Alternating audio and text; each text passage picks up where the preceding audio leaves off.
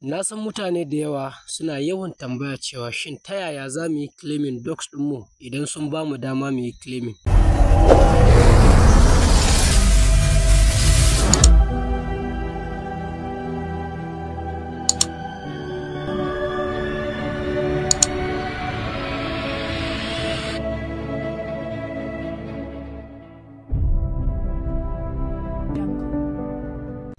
Yan uwa jama'a assalamu alaikum, barkamu da yau, barkamu da ƙara saduwa a cikin wannan YouTube channel mai albarka na Aminu Crypto Tech. Insha Allah a cikin wannan bidiyo zan nuna muku yadda za ku yi claiming docs token ɗinku idan an ba ku.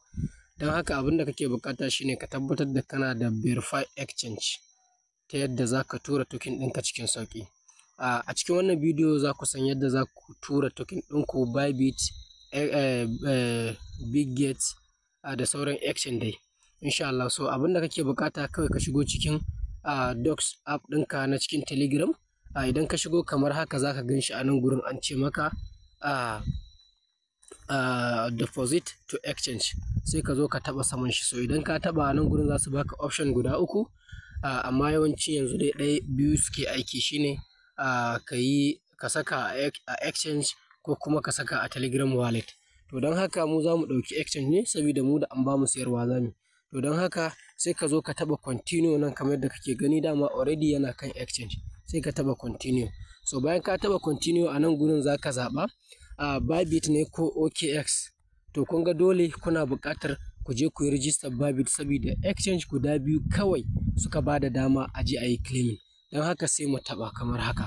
So bayan ka taɓa kamar haka sai ka zo nan gurin ka ce send. So bayan ka ce send sai ka ƙara yes I have it, ma'ana Bybit kenan. To a nan gurin za su tambaye ka, nan gurin za ka sa Bybit UID naka, sannan nan kuma za ka saka deposit wallet address, sannan nan za ka sa memo. To abin da za mu yi shine za mu zo mu shiga cikin Bybit exchange ɗinmu kamar haka, domin mu je mu ɗauko UID ɗinmu, sannan kuma mu ɗauko wallet address ɗinmu na docs. So idan ya kawo ka nan gurin abin da za ka yi, za ka jira domin ya gama buɗe maka.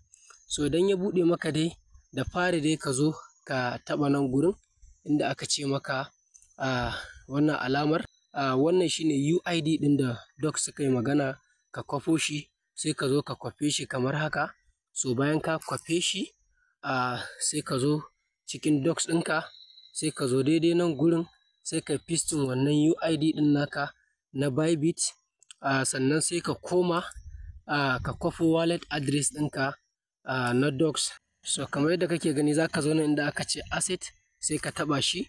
So bayan ka taɓa za ka jira ya kawo ka nan, sai ka zo nan ka ce deposit, sai ka taɓa wajen deposit.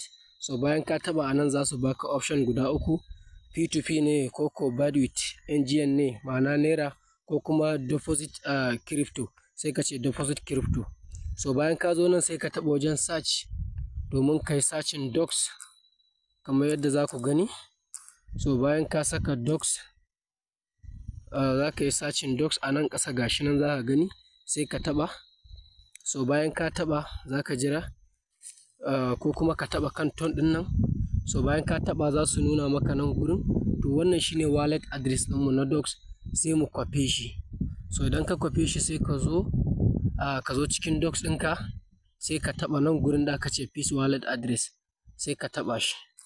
So bayan ka sa nan sai ka koma ka kwafo shi wannan memo ɗin, kun gan shi shine tag, kuma shine memo, shi ake kira comment, shi ake kira note, shi ake kira remarks. To duk abu ɗaya ne, duk yaren da ka gani wannan dai ake nufi ka kwafo. Sai ka zo shi ma, sai ka zo nan gurin, bayan ka zo nan inda aka ce memo ɗin nan, sai ka zo ka saka shi kamar haka. So bayan ka saka kamar yadda kake gani, sai ka zo ka taɓa. Bayan ka saka su kamar ka sa UID ɗinka, wallet address na docs, nan ka sa memo ɗinka, ko kuma tag ko comment ko note ko remarks, duk yaren da kaga an kira shi dai abin da ake nufi kenan.